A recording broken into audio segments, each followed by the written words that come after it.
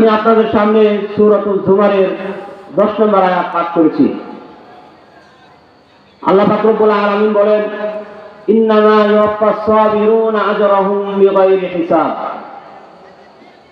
বিপদ আপদে যদি কেউ ধৈর্য ধারণ করে, সেই ধৈর্যের যে বিনিময়, যে সওয়াব, যে প্রতিদান, সেই পুরস্কার, সেটা আমি আল্লাহ তাআলা হিসাব ছাড়া তোমাদেরকে দান করবো। জোরে বলেন সুবহানাল্লাহ।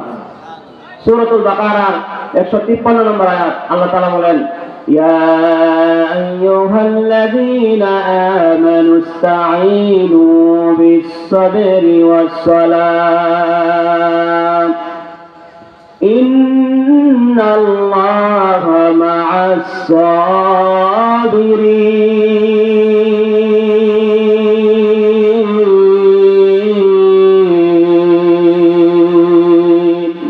আল্লাহ তাআলা বলেন, শুনো, ইয়া আইয়ুহাল্লাযীনা আমানু ইসতাঈনু বিস-সাবরি ওয়াস-সালাহ। হে ঈমানদাররা, আমি আল্লাহ তাআলার কাছে যে কোনো বিষয়ে সাহায্য প্রার্থনা করো। আর সাহায্য প্রার্থনা করবার দুটি পদ্ধতিতে, 1 নম্বর পদ্ধতি হলো নামাজের মাধ্যমে, 2 নম্বর পদ্ধতি হলো বিস-সাবরি, ধৈর্যের মাধ্যমে।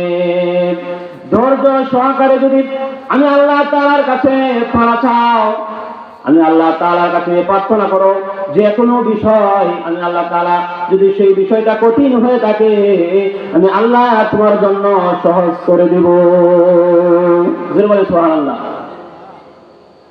ইবনে মাজাহ 82 নম্বর হাদিস, আন আয়েশা রাদিয়াল্লাহু তাআলা আনহা قالت دعي رسول الله صلى الله عليه وسلم إلى جنازة غلام من الأنصار।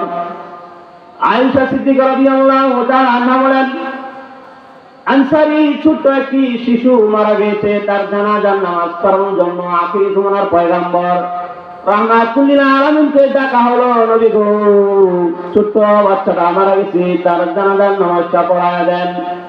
নবীজি যখন জানাজার নামাজ পড়ানোর জন্য চলে গেলেন, ওই দিক দিয়া মাতা পিতা কান্না ধৈর্য ধারণ করতেছে। মা আয়েশা রাদিয়াল্লাহু তাআলা আনহা নবীজিকে ডেকে বললেন, নবী গো, তুবা লিহাযা উসুরুম মিন আসাফিরিল জান্নাহ। যেরকম সুবহানাল্লাহ। আয়েশা সিদ্দিকা রাদিয়াল্লাহু তাআলা আনহা বললেন, ওগো নবীজি, তুবা লিহাযা, যে ছোট্ট শিশুর জানাজার নামাজ পড়ানোর জন্য এসেছেন নবী গো, সেই শিশুটার জন্য হলো সুসংবাদ, সে জান্নাতের ছোট্ট চড়ুই পাখিদের মধ্য থেকে একটা চড়ুই পাখি হয়ে গেছে। সুবহানাল্লাহ।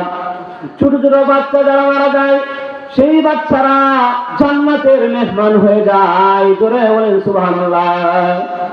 আমার মুসলমান ভাইরা, শুধু তা না, আয়েশা সিদ্দিকা রাদিয়াল্লাহু তাআলা আনহা ইবনে মাজাহ 82 নম্বর হাদিসে বলেন, লাম ইয়ামালিসু ওয়া লাম ইদরিকহু, যে ছোট্ট শিশুটা কোনো গুনাহ করে নাই, এই শিশুকে কোনো গুনাহ স্পর্শ করে নাই। আজকে আমরা রাত দিন গুনার মধ্যে ডুবে আছি, যখন ঠিক কিনা, আমাদের হাঁটতে চলতে ঘুমাতে গেলে আমাদের গুনাহ হয়ে যায়, কিন্তু ছোট্ট শিশুর কোনো গুনাহ নাই। এই জন্য বলেছেন মিন আসাফিরিল জান্নাহ, এটা জান্নাতের পাখিদের মধ্যে থেকে একটা জান্নাতি পাখি হয়ে গেছে। সুবহানাল্লাহ। রাসূল সাল্লাল্লাহু আলাইহি ওয়াসাল্লাম বলেন, ওয়ালা আও গায়রা যালিকা ইয়া আয়েশা, এর বিপরীতে তো হতে পারে, কিন্তু ইন্নাল্লাহা খালাকা লিল জান্নাতি আহলান। নবী বললেন, হে আয়েশা, আল্লাহ তাআলা এক শ্রেণী মানুষকে জান্নাতের জন্য সৃষ্টি করেছে। সুবহানাল্লাহ। আরেক শ্রেণী মানুষের জন্য আল্লাহ তাআলা, আরেক শ্রেণী মানুষকে আল্লাহ তাআলা জাহান্নামের জন্য তৈরি করেছে। আমরা জানি না আমাদের কাদের জন্য আল্লাহ তাআলা কাকে জান্নাতের জন্য তৈরি করেছেন আর কাকে জাহান্নামের জন্য তৈরি করেছেন, আমরা কে জানি? কেউ জানি না। আমার মুসলমান ভাইরা, সহিহ বুখারী শরীফের 15 নম্বর হাদিস, عن أبي هريرة رضي الله تعالى عنه قال قال رسول الله صلى الله عليه وسلم لا يؤمن أحدكم حتى أكون أحب إليه من والده وولده والناس أجمعين। নবীজি বলেন, তোমরা ততক্ষণ পর্যন্ত মুমিন হতে পারবা না যতক্ষণ পর্যন্ত আমি নবীকে অন্তরস্থল থেকে জানের চাইতে, মালের চাইতে, তোমার সন্তানের চাইতে, স্ত্রীর চাইতে, মা বাবার চাইতেও বেশি ভালো, বেশি মুহাব্বত আমি নবীকে না করবে। নবীকে মুহাব্বত করেন তো? নবীকে মুহাব্বত করলে নবীজি সাল্লাল্লাহু আলাইহি সাল্লাম সুপারিশ করে করে আল্লাহর দই জান্নাতে নিয়ে যাবে। সুবহানাল্লাহ। আমার মুসলমান ভাইরা, আল্লাহ পাক রব্বুল আলামিন বলেন, ওমা কানা আল্লাহু লিউযিবাহুম ওয়া আনতা ফীহিম। সূরা আনফালের 33 নম্বর আয়াত। আল্লাহ তাআলা বলেন, নবী আপনি যেই জায়গার মধ্যে থাকেন ওই জায়গার মধ্যে আমি আপনার উম্মতদেরকে বিপদ আপদ দিয়ে, আযাব দিয়ে ধ্বংস করব না। বলেন সুবহানাল্লাহ।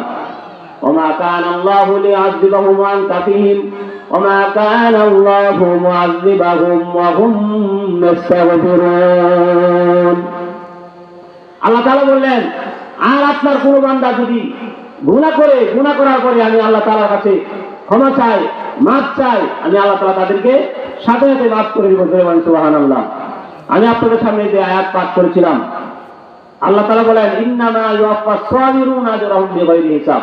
যে বিপদ আপদে যারা ধৈর্য ধারণ করবে, ধৈর্য ধারণ করলে তার যেই ফলাফল, তার যেই প্রতিদান, বিনিময়, অন্যায় হাদিসের মধ্যে এসেছে, রাসূল সাল্লাল্লাহু আলাইহি ওয়াসাল্লাম বলেন যে আল্লাহ তাআলা তাকে ধৈর্যের বিনিময়ে আল্লাহ তাআলা তাকে জান্নাত দান করবেন। বলেন সুবহানাল্লাহ।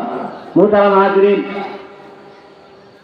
আমি যে কথাগুলি বললাম সেই কথাগুলির উপর যেন আমাদের সকলকে মৃত্যুর আগ পর্যন্ত যেন আল্লাহ তাআলা আমাদেরকে ধৈর্য ধারণ করার তৌফিক দান করেন। এমন অনেক ঘটনা রয়েছে যে ধৈর্য ধারণ করার কারণে আল্লাহ তাআলা তাকে জান্নাত দান করেছে। আমাকে অল্প সময় দেওয়া হয়েছে, সেই ভিতরে আমি চেষ্টা করেছি, আলোচনা করেছি। আল্লাহ তাআলা আমাদের সকলকে যেন ধৈর্য ধারণ করে যেন আমরা জান্নাত অর্জন করতে পারি, আল্লাহ তাআলাকে রাজি খুশি করতে পারি।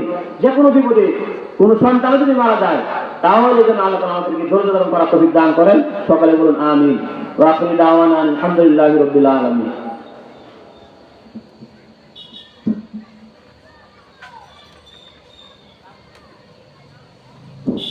মাশাআল্লাহ, জাযাকাল্লাহ।